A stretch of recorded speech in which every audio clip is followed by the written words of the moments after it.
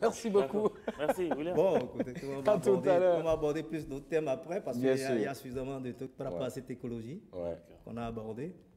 Ça fera bien plaisir. On a fait pratiquement 7 chapitres, mais on n'a pas pu. Après, on a parlé de demi-chapitres. Ici, le résumé, donc on aura le temps, on va passer. D'accord. Avec beaucoup de plaisir. Voilà, pour que cette espèce ait la chance d'être sauvée grâce à toutes ces émissions, et puis ce qui contribue énormément. C'est une émission qui sensibilise. Merci beaucoup. C'est-à-dire les communs de mortels. Maintenant, le bulletin avec Awa Sherif. Voilà. William, il a fait notre job. Il a fait, allez, il est 7 h, vous l'avez compris. Voici le bulletin, je répète, voici le bulletin de Awa Sherif. D'accord.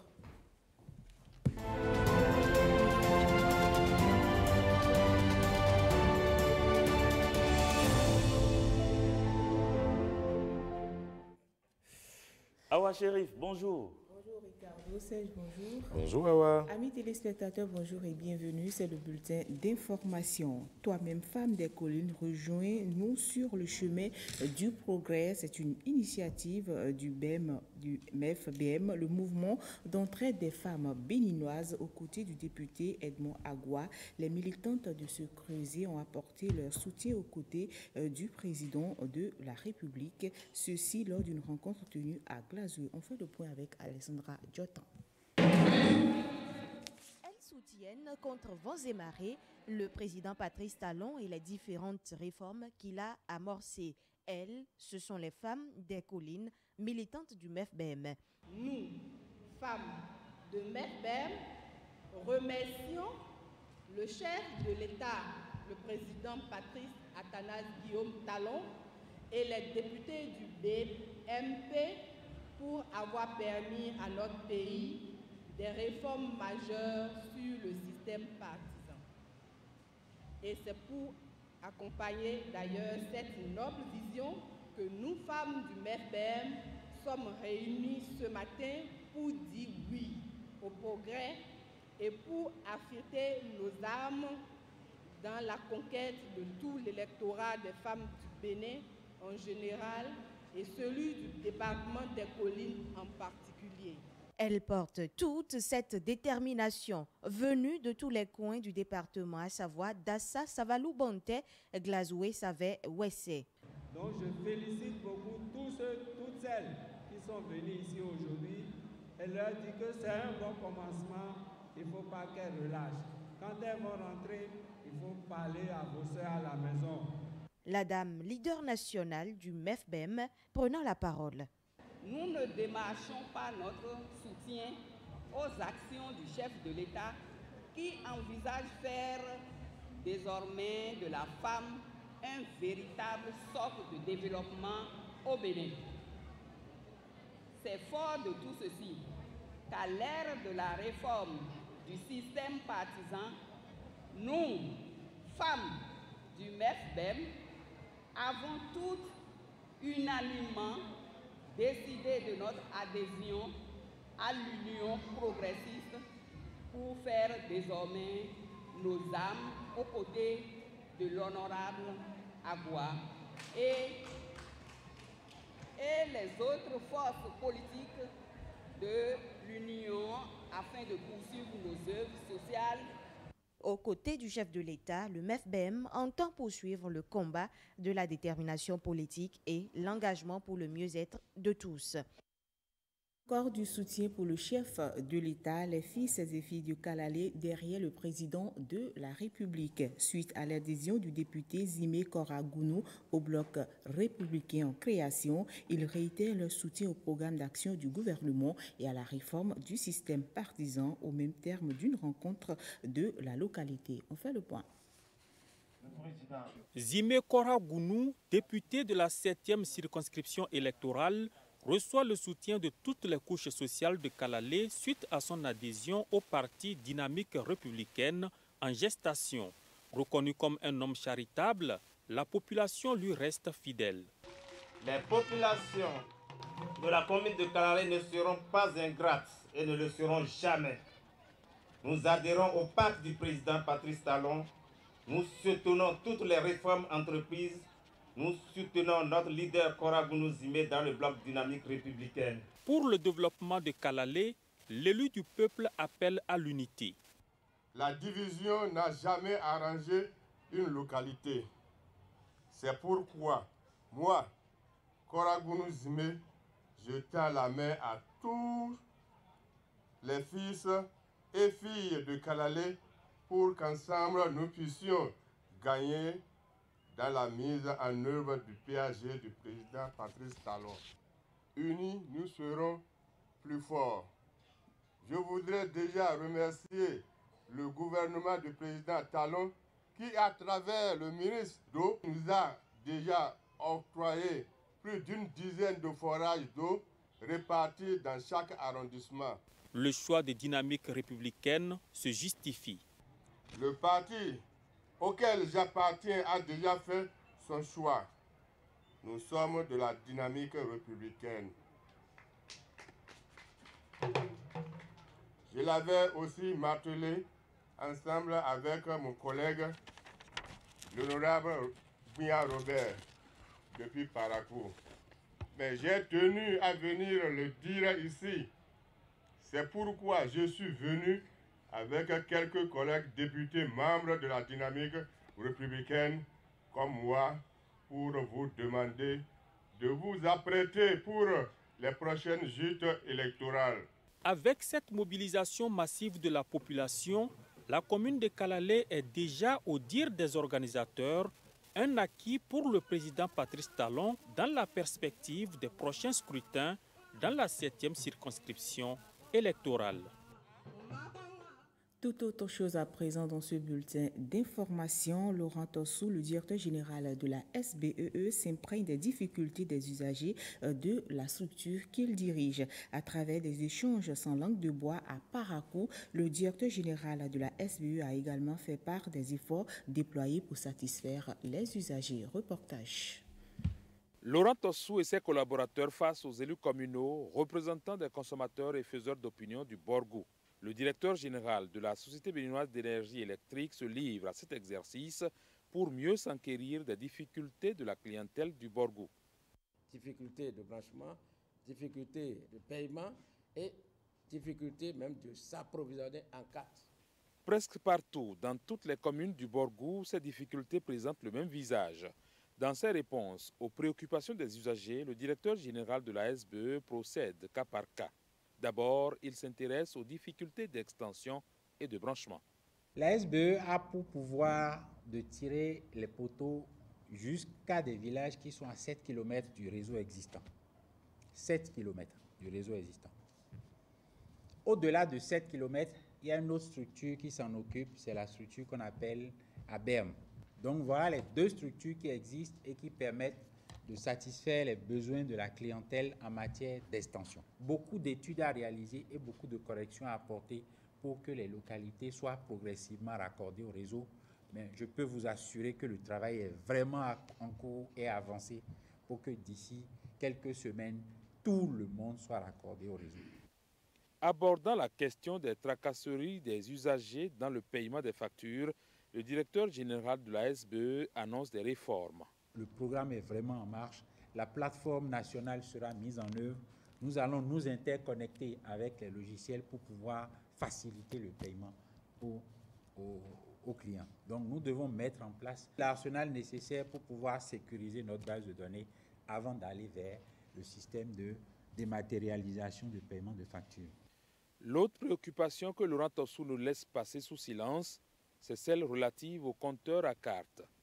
À en croire le directeur général de la SBE, ces compteurs posent assez de problèmes, aussi bien à sa structure qu'à la clientèle.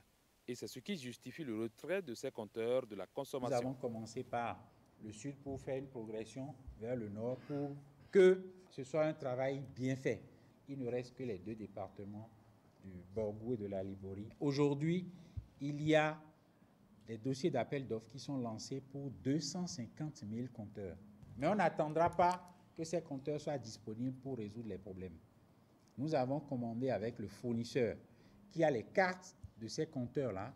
Il y a des commandes qui sont en cours et il est en train de faire des livraisons progressives en attendant que la commande des 250 000 compteurs n'arrive et qu'on finisse définitivement avec ces problèmes, ce type de compteur-là. Au préfet du Borgou d'exhorter les participants à cette séance d'échange à la restitution une fois de retour dans leurs communes respectives. Je voudrais donc exhorter, inviter à jouer le rôle de relais une fois retournés donc dans vos communes respectives. Les élus sont là, les représentants des consommateurs, la société civile. Nous voudrions vraiment pouvoir compter sur vous. Les milliers de consommateurs des différentes communes du Borgou en ont plus que besoin. On passe maintenant au dernier sujet de ce bulletin d'information, la conférence internationale sur la relance de l'éducation physique et sportive dans les ordres d'enseignement dans les pays membres de la francophonie s'est ouverte hier, lundi 26 novembre 2018 à Cotonou. Organisée par la conférence des ministres de l'Éducation nationale et celle des ministres de la Jeunesse et des Sports, cette réunion va accoucher des recommandations fortes pour la pratique sans condition du sport à l'école. Patrick Ayadji, reportage. Le gratin des systèmes éducatifs, politiques et sportifs à Cotonou.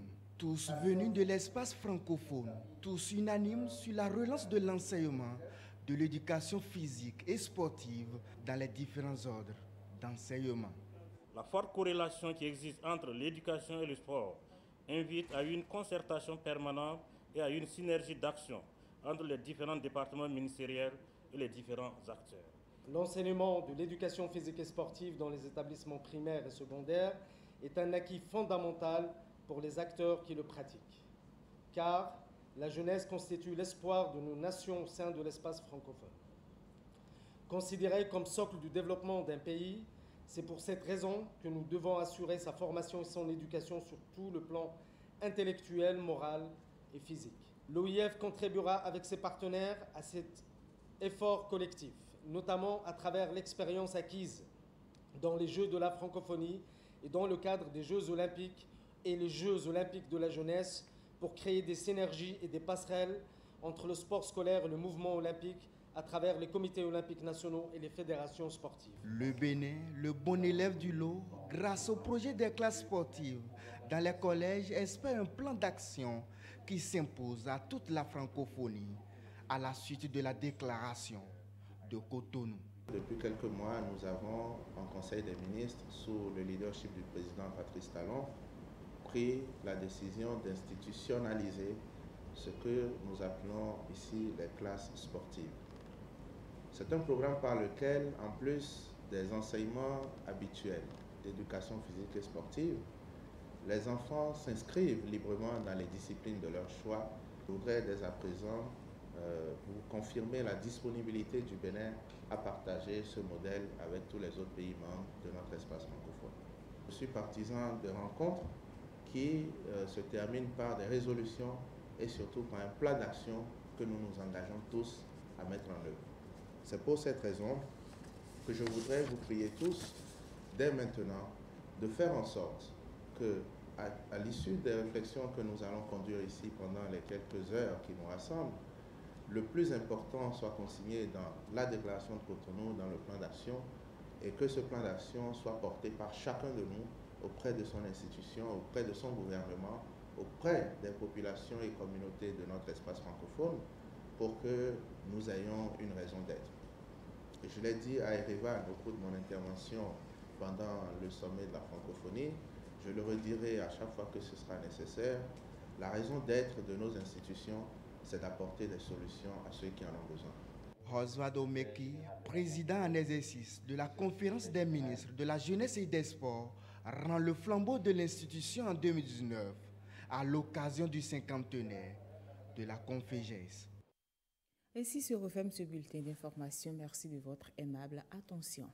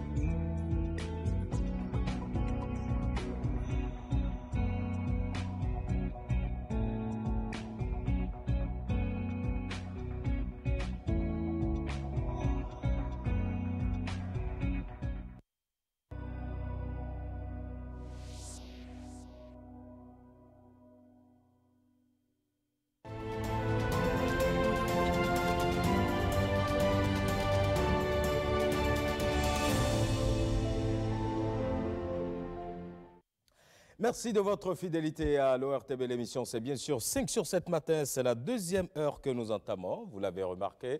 Juste après le bulletin d'information, on enchaîne avec la revue des titres des quotidiens qui sont parus pour le compte de ce mardi 27 novembre 2018. Awa Chérif, vous restez pour l'exercice, n'est-ce pas? Ça va?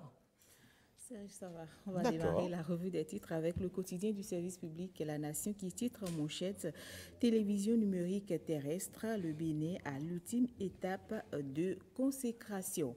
Toujours à la une du journal, action. Concrétisation, vous voulez dire. Concrétisation. Action pastorale, le diocèse de Porto Novo lance son plan stratégique. On reste toujours avec le journal La Nation, restitution du bien culturel par la France. Nous sommes prêts à recevoir les trésors nationaux. Et puis, développement durable, le CPIB se préoccupe du dividende démographique. Et puis, semaine de l'inclusion financière dans l'UEMOA pour l'insertion des couches défavorisées dans le système économique. On passe à un autre journal. On passe à le matinal qui ouvre donc le boulevard des législatives 2019 et annonce une rude bataille dans la 19e. Auguste Videgla déclare, vous allez le retrouver dans le journal, les positionnements ne poseront pas de problème. Et à propos de la restitution des biens culturels, le journal salue la diplomatie offensive de Talon qui, dit-il, est en marche. Matin libre à prison, perspective des législatives 2019 qui sera finalement pour Humbwiji, s'interroge le journal Matin libre. Des jours sombres en vue pour le groupe parlementaire PRD. Et suite donc au communiqué, vous revenez peut-être à Matin libre. Suite au communiqué de Marcel de Souza, vous pouvez retrouver dans Matin libre d'aujourd'hui la réaction du camp d'Ossou Yovo. Voilà. L'opinion aujourd'hui. L'opinion aujourd'hui, à l'épreuve de la réforme du système partisan, la mouvance joue sa survie et sa sincérité avec talent, nous dit l'opinion aujourd'hui. Grand retour des vestiges du royaume de Dahomey vers le Bénin, Macron et Talon s'engagent, selon le journal, à réécrire l'histoire. L'économiste à présent, régularisation des communications électroniques de la Poste, mention honorable pour la CEP Bénin, selon l'économiste. Et puis, espace UEMOA, la BCAO mobilise divers acteurs pour la semaine de l'inclusion financière. Et voilà, c'est terminé. Awa, merci beaucoup. Merci. Vous passez un excellent mardi. Hein? Merci. Ouais, d'accord. Prenez soin de vous. À demain. Merci, à demain. D'accord. Allez, et puis on vous rappelle tout de suite la question du jour relative à cette actualité que nous débattons aujourd'hui. Le phénomène grandissant de l'accaparement des terres. Dites-nous comment il faut protéger les populations locales du pouvoir des plus puissants. Comment faut-il protéger les populations locales du pouvoir des plus puissants? Laissez-nous vos messages, vos commentaires nous intéressent. C'est Facebook, c'est Twitter. C'est aussi WhatsApp, le 61 19 88 88. Le 61 19 88 88. Allez, on va marquer la pause, celle-là qui va nous permettre d'installer nos collègues pour le forum de discussion.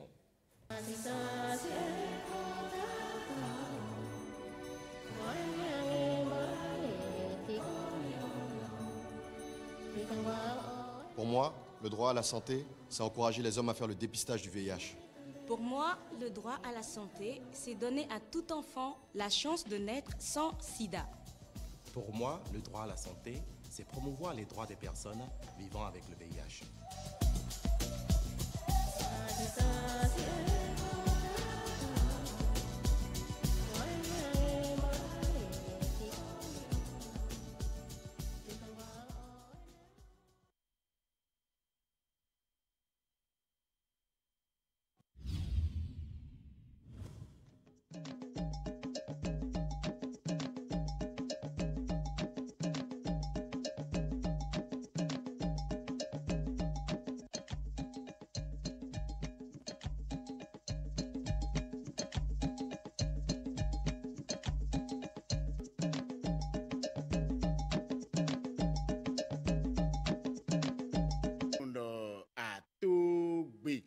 mi se moye mi natro nu wa titengberuko e gba vinu peno gonu beneto oton soro tenu mi wa lo dagbe e mi lu na zan bo beneto mi tra inu ko ganjie jo amo mi ton e yesu fan bo doji ganji la ipon e fi la meno dagbe yo ndudu abinu sisof note temeteme e do o khadele gesi lo tobito me fie.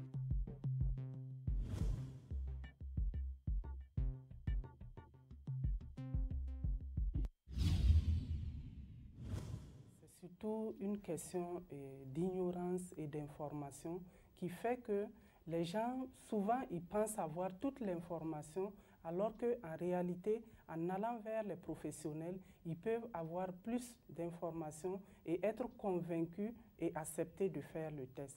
Parlant des avantages du dépistage précoce, plus tôt tu découvres ton statut sérologique, mieux on peut t'aider à améliorer ton état de santé.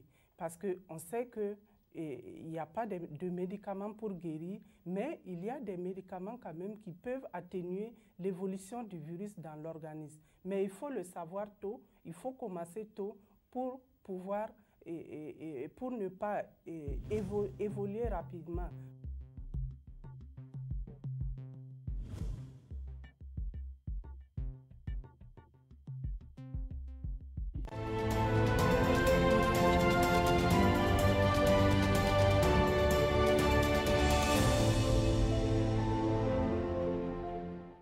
Merci de votre fidélité à la télévision nationale. L'émission c'est 5 sur 7 matin. Nous sommes mardi 27 novembre 2018. Nous parlons essentiellement donc aujourd'hui de la santé et de l'environnement. Parlant justement d'environnement, il y a ce phénomène, oui, un phénomène qui s'observe de plus en plus dans certains de nos pays d'Afrique, notamment au Bénin. Il s'agit bien de l'accaparement des terres et de l'eau. Et pourtant, la terre est un droit pour tous les citoyens. Alors, qu'est-ce qui se passe? Pourquoi, justement, certains perdent le droit, justement, sur ces terres-là? La question mérite d'être posée. Nous allons pouvoir faire le débat avec les confrères en plateau. Et puis, par rapport, justement, à ce phénomène qui s'observe de plus en plus, il y a cette question que nous vous adressons face au phénomène grandissant de l'accaparement des terres. Dites-nous comment, selon vous, protéger les populations locales du pouvoir des plus puissants. Face au phénomène grandissant de l'accaparement des terres, comment protéger les populations du pouvoir des plus puissants? C'est la question à laquelle vous pouvez donc répondre ce jour via nos divers canaux de communication. C'est Facebook, c'est Twitter, c'est également WhatsApp, le 61 19 88 88, le 61 19 88 88. Et pour faire le débat en plateau avec nous, Alain Tossounon. Bonjour Alain. Bonjour Ricardo, bonjour Serge. Bonjour Alain. Juste à côté de vous, Alain, Bertrand Yerouenou, vous êtes le secrétaire permanent de Synergie Paysanne. Bonjour. Bonjour, monsieur le journaliste. Et puis, en face, William Apollinaire Yemalin Tchoki qui reste avec nous. Bonjour Ricardo et bonjour Serge. Bonjour Apollinaire Yemalin Tchoki. Allez, il faut repréciser qu'en octobre 2014, plusieurs mouvements sociaux, organisations de la société civile, engagés dans la défense des droits à la terre, l'eau et les semences paysannes, se sont réunis à Dakar, dans le cadre de ce qu'on appelait à l'époque le Forum social africain. Ils protestent contre les accaparements de toutes les ressources naturelles. Ils luttent contre les violences systématiques des droits humains qui les accompagnent. Et depuis quelques semaines maintenant, ils ont entrepris de traverser l'Afrique et d'attirer l'attention sur le danger qui guette, sur le danger qui pointe à l'horizon. Le leitmotiv, disent-ils, la terre et l'eau sont des patrimoines communs. La terre et l'eau ne sont pas des marchandises. On se penche donc aujourd'hui sur un phénomène mal connu, l'accaparement des terres, vous l'avez si bien dit, ainsi que ses implications pour les populations locales. La première question, c'est de savoir déjà, lorsque l'on évoque l'accaparement des terres, à quoi fait-on recours? Alain, William? Bon, enfin, pour moi, quand on parle d'accaparement des terres, c'est du fait que certaines grandes sociétés, grandes industries, des firmes viennent dans certaines localités et achètent ces espaces. Vous savez, dans nos villages, dans nos localités, les producteurs avaient de petits espaces sur lesquels ils produisent. Et on a démontré que ce sont ces petits producteurs qui nourrissent ceux qui sont dans les villes. Alors, quand ces grandes firmes descendent, sous prétexte qu'ils veulent installer, je ne sais pas moi, des usines, ils achètent ces espaces, ils dépossèdent ces petits producteurs de ces espaces, et par conséquent, ça a une implication sur l'alimentation, sur la production du pays. Donc, c'est un peu, si je veux caricaturer un peu ce qu'on appelle par accaparement des terres, certainement que Alain et Bertrand vont ajouter d'autres explications. Donc, c'est ce que je peux dire d'abord par rapport à l'accaparement des terres, c'est l'achat des parcelles chez des petits producteurs, pas des grandes firmes, qui ils achètent ces terres, mais ce n'est pas pour produire, mais ils thésaurisent ces terres. Est-ce qu'ils achètent ou ils dépossèdent ces populations? Non, pour la plupart du temps, ils achètent. Ils achètent. Mais pas au prix qu'il faut. D'accord. Voilà, ouais. Alain? Oui, le schéma est simple. C'est-à-dire que vous avez donc le petit producteur. Par an, c'est 4 à 5 hectares qui sont exploités en moyenne, selon les chiffres que nous avons. Et donc, ce qui se passe, c'est que on lui demande donc de céder sa terre. Donc, il cède la terre. Et il se retrouve comme ça du jour au lendemain sans terre. Et 2 solutions lui sont donc possibles. Et les 2 solutions sont mauvaises. C'est-à-dire que quand il se retrouve sans terre, qu'est-ce qu'il fait? Il débarque en ville, dans les bidonvilles. Tout simplement. Alors, et donc sans rien. Donc il vient et puis il est sans emploi, il débarque en ville. La deuxième solution, c'est que finalement, il travaille pour donc cette grande firme-là. Et donc, il travaille pour la grande firme et il est mal payé. Il est mal payé parce que maintenant, il n'a plus de terre, donc on lui fixe les nouvelles règles et ça dit qu'il se retrouve encore dans une situation de pauvreté extrême. Alors, le phénomène dans nos différents pays, les chiffres sont hallucinants. Déjà, au Burkina Faso, c'est plus d'1,5 million d'hectares de terre qui ont été déjà cédés donc à cette grande firme-là. Au Libéria, ça va jusqu'à 1,7 million et on dit 67% des terres donc, agricoles au Libéria sont déjà cédées donc, à ces firmes étrangères. Alors, quand on parle de sécurité alimentaire, quand on parle de lutte contre la pauvreté, vous comprenez bien toutes les implications qui vont avec donc ce phénomène qui relève pratiquement d'un secret d'État parce qu'on n'en parle pas. On n'en parle pas dans nos pays. Donc aujourd'hui, on n'a pas même des chiffres au niveau de Bénin. Il n'y a pas de statistiques, il n'y en a pas. Parce que, évidemment... ça se fait au Bénin aussi. Mais ça se fait au Bénin, parce que le Bénin n'est pas exemple de cette situation, parce que c'est une situation vraiment... Donc, au niveau de l'Afrique, j'ai le sentiment qu'on en parle beaucoup à l'extérieur, beaucoup plus que dans nos pays. C'est grâce donc à ce mouvement ouest-africain, aujourd'hui, que de plus en plus, la question est à l'ordre du jour. Parce que dans nos pays, effectivement, on n'a pas encore véritablement donc, attaqué le problème. C'est vrai qu'avec le code foncier domanial qui a été donc, aussi modifié et autres, on a mis un certain nombre de verrous. Parce que le phénomène qui se passait, c'est qu'il n'y avait même pas au niveau des communes, il n'y avait même pas un registre qui permet de suivre un peu, d'avoir une cartographie de comment les terres sont exploitées. Est-ce que vous voyez? Maintenant, avec la MDF, avec les comités de gestion foncier qu'on a installés au niveau des communes, donc la nouvelle loi permet tout au moins d'avoir un registre foncier et d'avoir donc des comités qui veillent donc, et qui peuvent vous dire à un instant T, bon voilà. Au-delà de ça, c'est que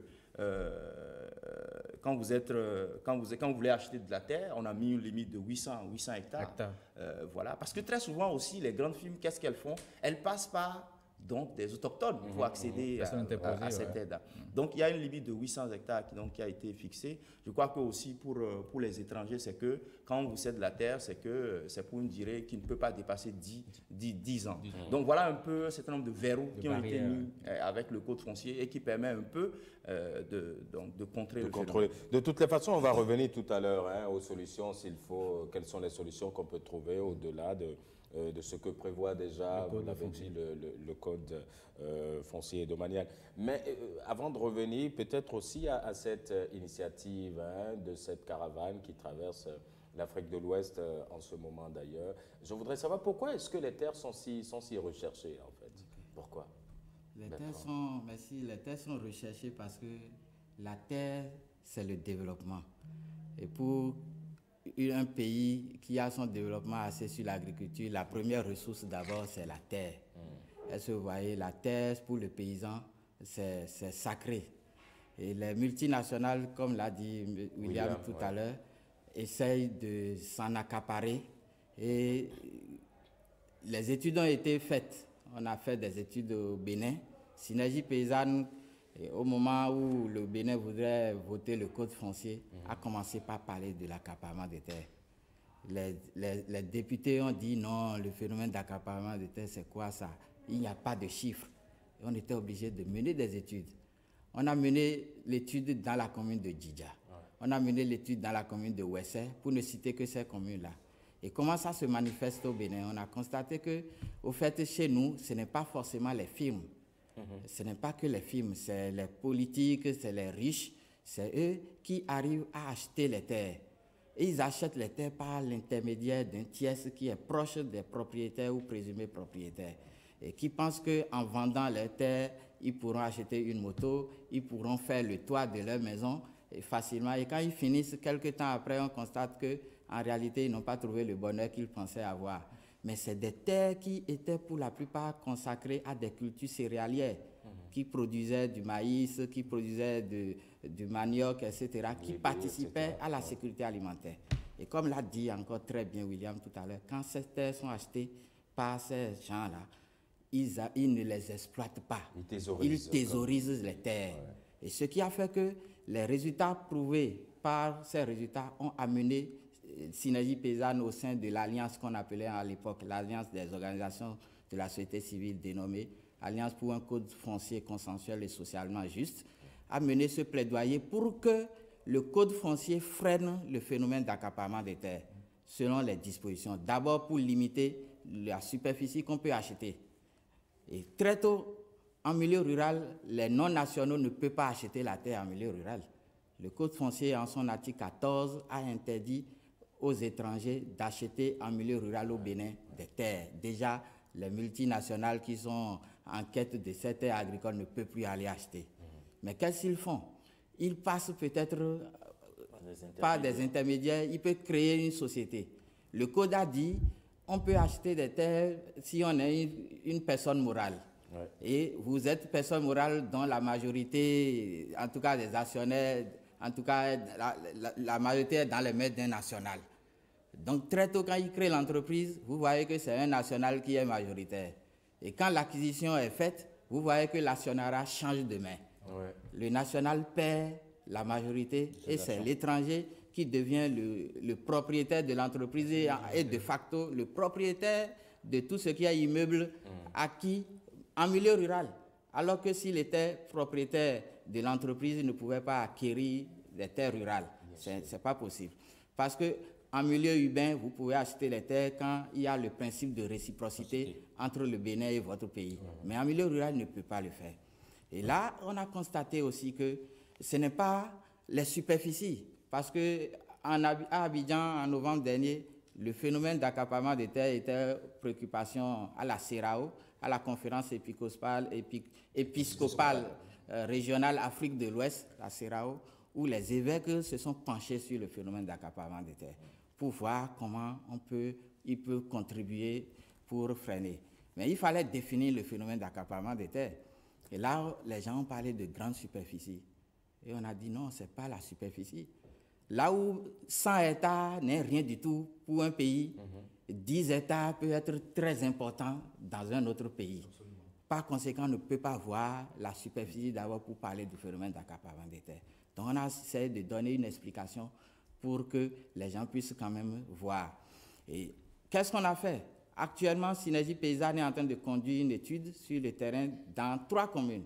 Dans la commune de Djidja, parce que dans cette commune, on l'avait déjà fait l'étude avant le vote du code. Ouais. Et on a pris aussi la commune de Tchaourou, parce que c'est une vaste commune agricole. C'est la plus grande. Et c'est la plus grande. En termes de superficie au Bénin. Voilà. On a pris la commune de Ndali, parce que le maire de cette commune est membre de la FAT, de la commission de l'ANCB qui s'occupe un peu du foncier. Et l'opérationnalisation du code a été un peu avancée dans cette commune.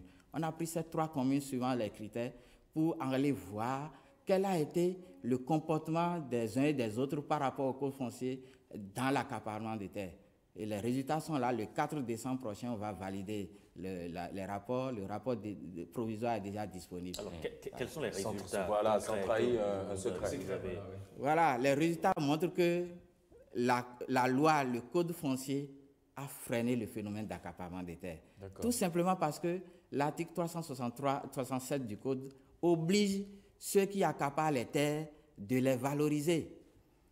Si vous avez les terres agricoles, les terres rurales, si vous observez 5 années sans les mettre en valeur, si ce n'est pas que vous les avez laissées en jachère, si ce n'est pas que vous avez mis des plantes améliorantes du sol pour restaurer cette terre-là, la loi vous oblige au bout de 5 ans à exploiter cette terre.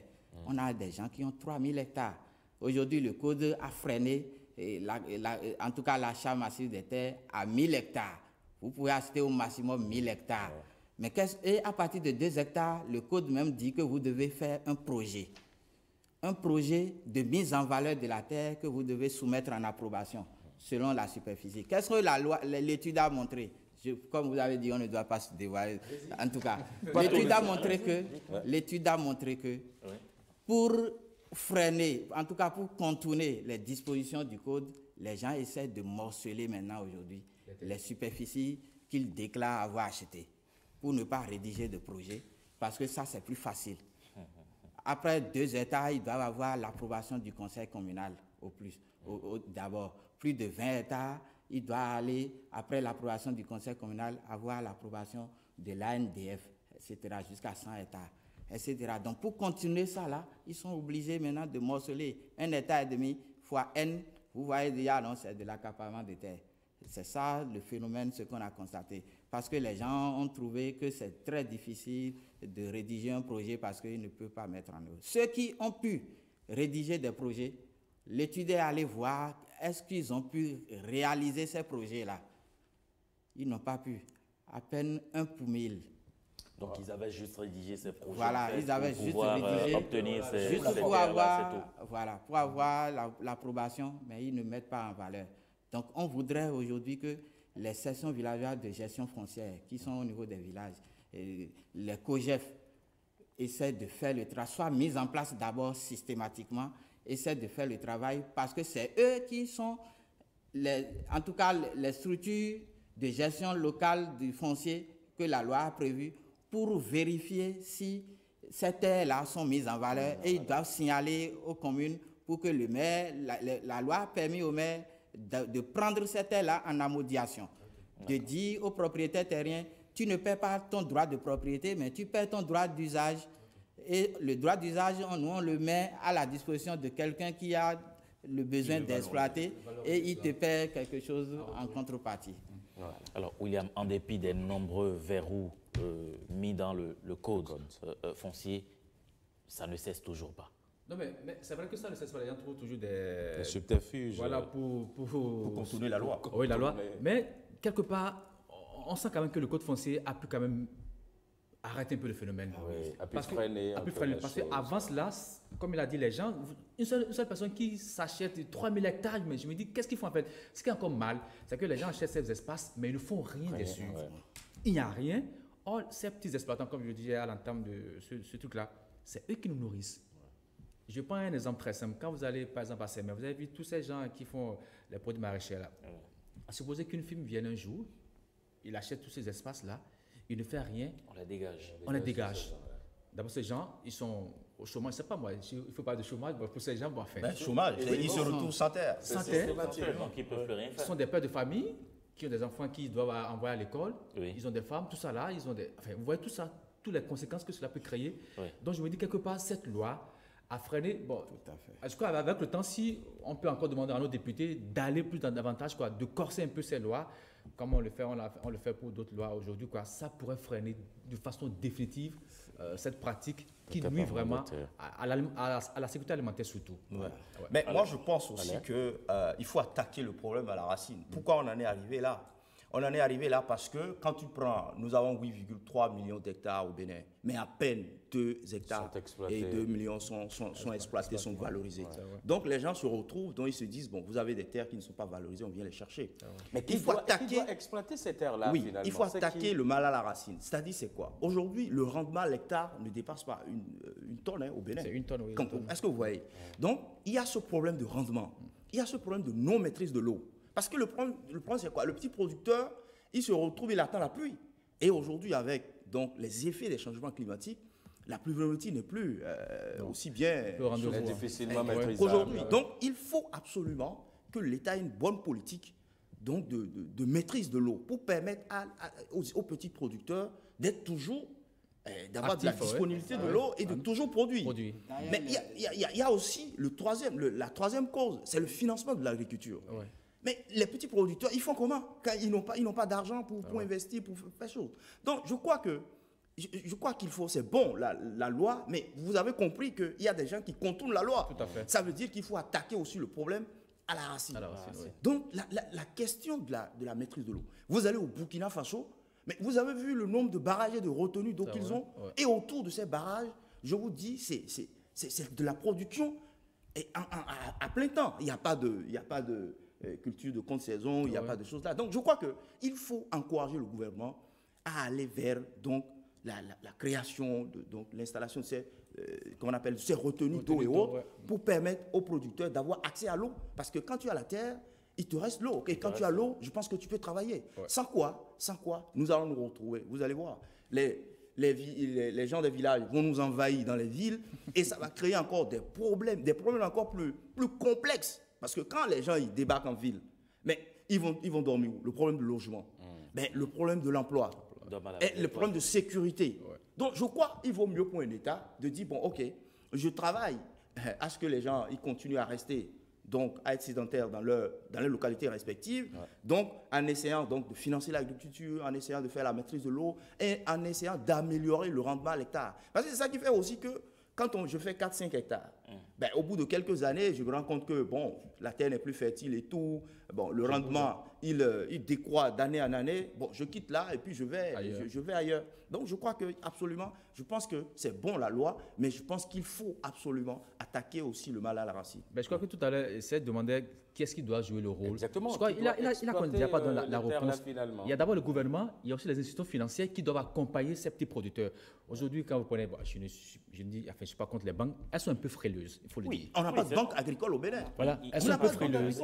Elles ne veulent pas aider ces petits producteurs parce que si on les donne, c'est pas avoir 100 000, 200 000, 300 000, ça peut les aider. Mais parce que justement, ces banques n'ont aucune garantie. Exactement. Oui, non, mais sous d'autres cieux. Allez, pas tous à la fois, s'il vous plaît. Oui, si on avait une banque commerciale, par exemple, ça pourrait aider à cela. Une banque commerciale n'est pas dédiée à cela. Il faut une banque agricole. Et on n'a jamais eu une banque agricole au Bénin. On a un fonds. Un fonds, ce n'est pas une banque. C'est différent. C'est ça le problème. Le fonds, il faut aller mobiliser les ressources. La banque, elle a déjà des ressources. Est-ce que vous voyez? Donc, je crois que si nous voulons effectivement... Des agences ou des assurances agricoles. Mais c'est ça le problème. Donc, je crois que... Quand on dit aussi qu'on n'a pas de garantie, la terre... Ça n'est pas suffisant. Non, mais c'est suffisant justement. Aujourd'hui que la terre est sécurisée, elle constitue... Les paysans ont pris leurs responsabilités parce que c'est d'eux il s'agit. Et comme l'a dit Serge tout à l'heure à l'entame de l'émission, c'est qu'ils se sont mis ensemble. Depuis 2014 au Forum mondial à Dakar et tout, de Dakar à Tunis, en 2015, en juin 2015, ils ont mis en place ce qu'on appelle la convergence globale des luttes pour la terre, l'eau et les semences paysannes. Et c'est pour freiner le phénomène d'accaparement de terre, pour que l'eau, comme l'a dit tout à l'heure Alain, soit disponible et que les semences soient aussi disponibles, et des semences de qualité, des semences résilientes. Et ça, c'est les semences paysannes. Et en même temps, ils ont voulu faire, en tout cas, connaître la convergence. Et là, en 2016, on a eu la première caravane ouest-africaine qui a pris par Ouaga, passant par le Mali pour atterrir au Sénégal, à Dakar, où le livret vert, ils ont déjà un livret vert qui est un document de plaidoyer qui reprend déjà encore toutes ces préoccupations par rapport à la terre, à l'eau et aux semences. Et la deuxième édition de la caravane vient au Bénin, déjà au Bénin depuis hier. Oui, mais cette caravane va changer quoi? Voilà, je vais expliquer. Exactement. La caravane permet aux organisations paysannes de dire ce qui ne va pas, de dire ce qu'elles pensent. Et là, les organisations ne dorment pas. Les études ont été faites en prenant par exemple les directives volontaires pour une gouvernance foncière et de les croiser avec les lois foncières au niveau national de chaque pays pour voir les écarts. Au Bénin, on a fait récemment une formation avec l'appui de la FAO pour renforcer les capacités des organisations de la société civile, histoire de voir notre code foncier domanial là.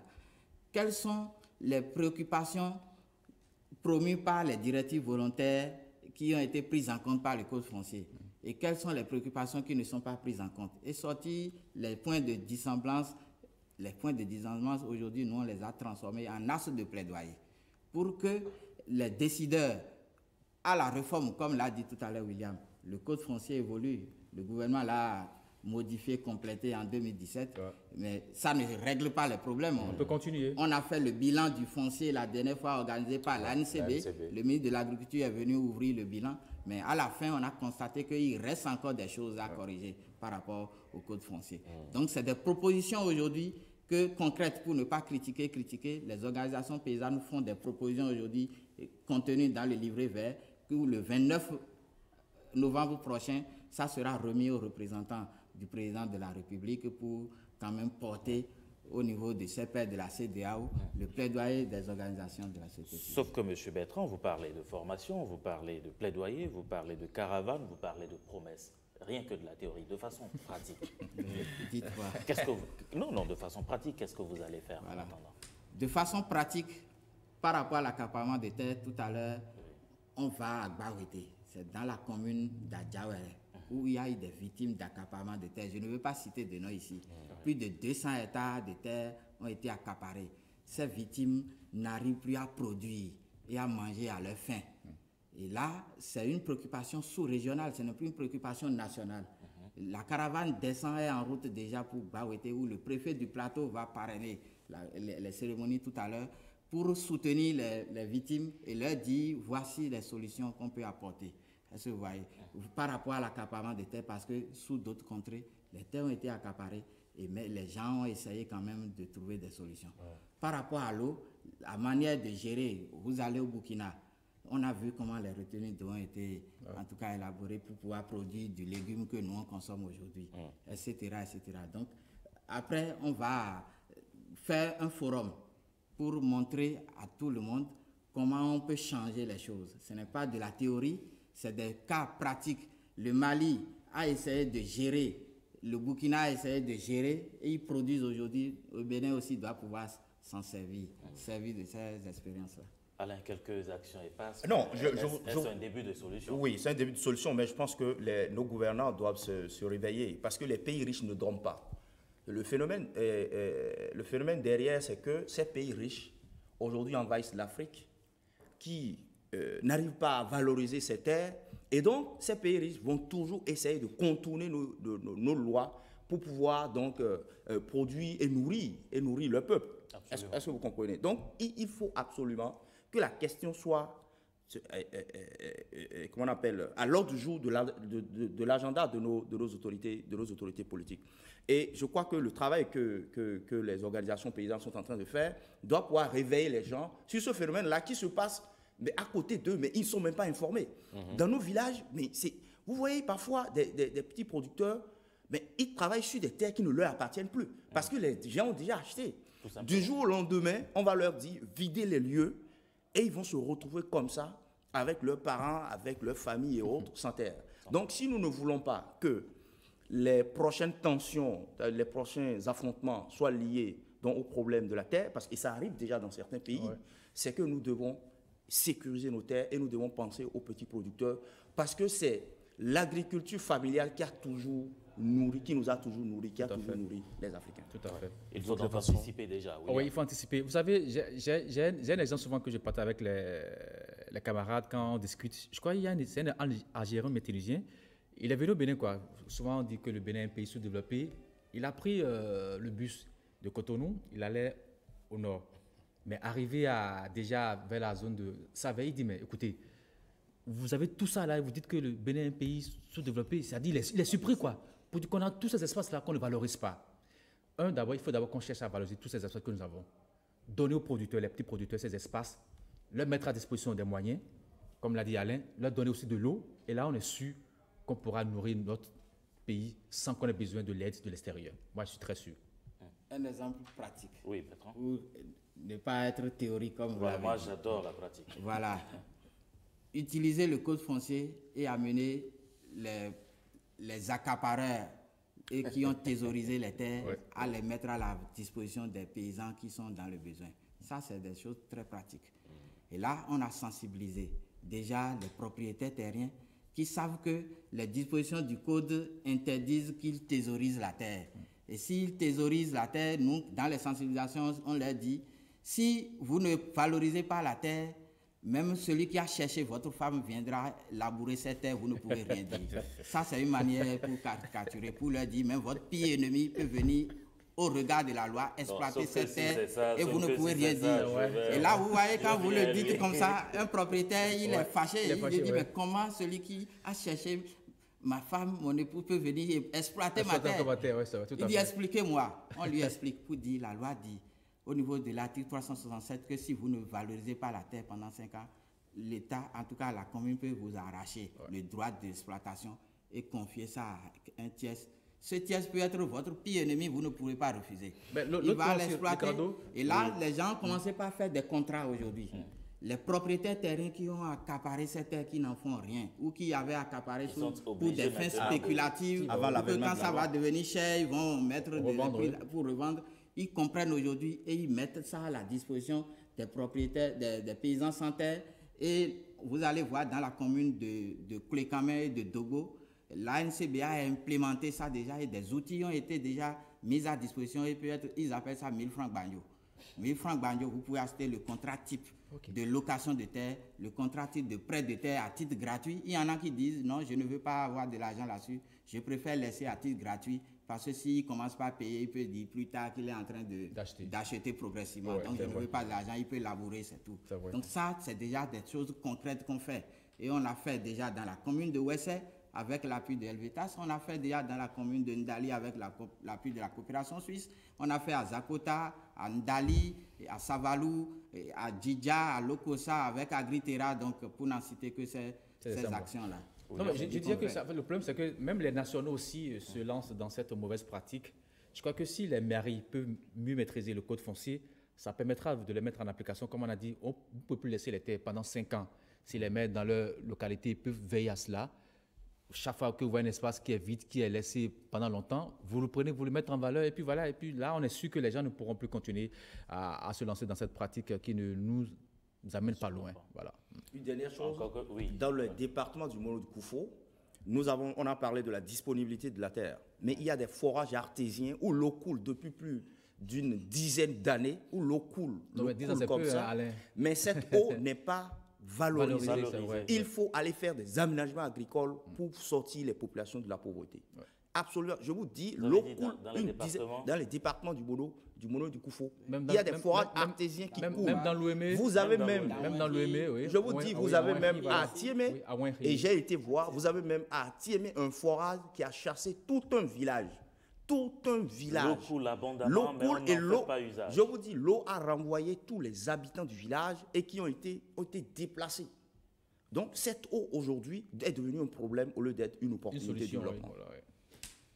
Voilà, on a tout à disposition. Il suffit seulement de s'organiser, puis on est sûr de pouvoir gérer les problèmes que nous avons. Oui. Alors, une question tout de même à vous, Bertrand, c'est que la caravane qui a son point de chute aujourd'hui au Bénin, est-ce que finalement vous avez l'impression d'avoir oreille attentive partout où vous allez passer? Vous dites Gbawete, vous serez soutenu par le préfet. Est-ce que c'est suffisant? Ne faudra-t-il pas aller un peu plus loin, chercher une oreille plus...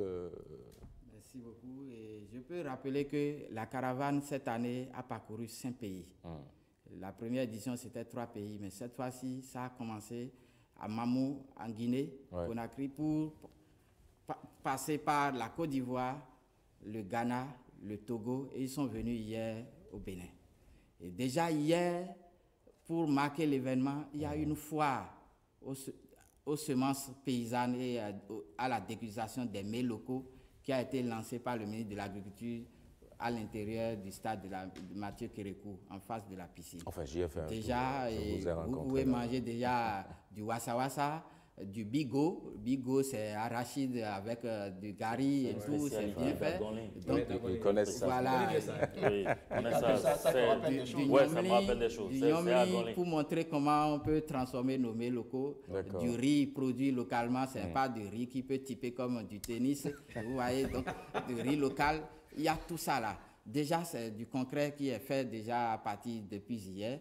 Et là, quand ils vont à Gbawete, ils vont rencontrer le préfet et remettre le plaidoyer au préfet. On a vu des cas d'accaparement de terre, on a vu des cas à Ouida. Le gouvernement a pris des dispositions. La loi aujourd'hui permet au gouvernement de prendre des responsabilités pour permettre aux communautés vulnérables de pouvoir être apaisées et de valoriser leurs terres et être en paix. Et là, il y a un plaidoyer qui est fait dans ce sens-là au niveau du préfet pour qu'il puisse relayer les cris de cœur de ces victimes de Gbawete. Et quand on va venir le 29, le clou c'est le 29. Le 29, il y aura la CEDEAO. La représentante de la CEDEAO a répondu présente, ils seront là. L'UEMOA sera là. Le gouvernement sera représenté. De toute façon, on va remettre les livrets verts à tous ceux-là. Pourquoi ça se fait comme ça? La CEDEAO aujourd'hui est en train d'écrire sa politique foncière. Et là, on s'est dit, les organisations paysannes ne peuvent pas rester en marge d'une politique foncière du genre sous-régional. Ce qui a fait que le plaidoyer a commencé dans tous ces pays. Aujourd'hui, on a les 14 pays de l'Afrique de l'Ouest qui sont au Bénin aujourd'hui, avec les Malgaches, les Congolais. Ce matin, je suis allé prendre à l'aéroport quelqu'un qui a quitté l'Allemagne. Donc, plusieurs nationalités, on a près de 20 nationalités autour de la caravane pour dire aux gouvernants que voici notre proposition. Ce n'est pas pour crier, mais on fait des propositions aujourd'hui pour discuter autour de la table. Je peux vous dire, la convergence au Bénin a fait des choses pratiques. L'UPOV, vous avez entendu parler de l'UPOV. Oui, l'UPOV, la convergence a fait un peu de bruit, cette lutte à l'Assemblée, mais a essayé aux députés de comprendre qu'on ne pouvait pas aller à l'UPOV comme ça. Le combat n'est pas fini. Aujourd'hui, on est en dialogue avec le ministère de l'Agriculture pour qu'on puisse avoir un système sui generis autour de l'UPOV qui puisse nous permettre d'aller ensemble de manière calme avec quelque chose qui est adapté à nos habitudes pour que toutes nos semences paysannes qu'on connaît là ne disparaissent pas au profit des OGM et consorts. Voilà un peu. Alain, faire un plaidoyer à transmettre à l'autorité préfectorale. Est-ce qu'on n'est pas toujours sceptique quant à la fiabilité, à l'aboutissement de Non, la chose? je pense que c'est une bonne démarche. Parce que d'abord, le problème, c'est qu'il fallait que tout le monde soit mis au courant du problème. C'est un phénomène qui n'était pas connu de tout le monde. Absolument. Aujourd'hui, avec ce mouvement, donc cette caravane tout le monde commence à se poser la question. Donc, ça veut dire que c'est un problème. Donc, je crois que c'est d'abord une première réussite. Mais il ne faut pas s'en arrêter là. Je crois que, effectivement, faire le plaidoyer, ça veut dire qu'il faut absolument... Il y a les députés qui votent les lois et tout ça. Donc, je crois qu'il faut continuer donc, à faire le travail.